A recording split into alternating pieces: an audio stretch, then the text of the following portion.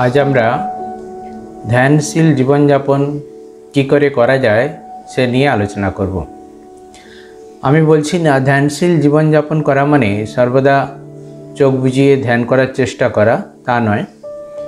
আমাদের মন সর্বদাই চঞ্চল, তবে সংযত জীবনযাপনের মধ্য দিয়ে আমরা এগিয়ে যেতে পারি। বাক সংযম, আহার সংযম, নিদ্রা সংযম ইত্যাদি, এমনকি ছন্দবদ্ধ নিঃশ্বাস প্রশ্বাসের মধ্য দিয়েও আমরা সহজে নিয়ন্ত্রিত জীবনযাপন করতে পারি। আর চেতনার কেন্দ্রটিকে আমাদেরকে নির্দিষ্ট করতে হবে।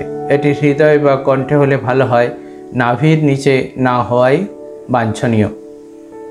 আমরা ঘুমাতে যাওয়ার সময় সর্বদা এক সৎগ্রন্থ পাঠ অথবা সৎ চিন্তা, অথবা আমরা যারা দীক্ষিত আছেন তারা জপ করে, ঠাকুরের নাম জপ করে নিদ্রা গেলে অনেক সময় আমাদের মন অতি সহজেই শান্ত হয় এবং আমাদের নিদ্রা আসতে পারে। অনেক সময় আমাদের নিদ্রা আসে না, সেজন্য আমরা অত শত চিন্তা না করি যদি জপ করি তাতে সুফল পাওয়া যায়।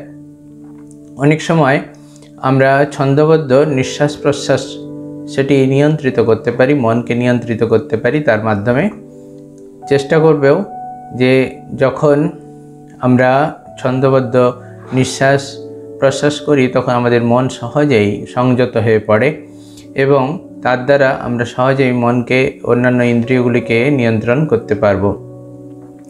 আমাদের কখনোই নেতিবাচক চিন্তা ভাবনা করা উচিত নয়, যে আমি পাপী অথবা আমি এই কাজের সক্ষম নয়।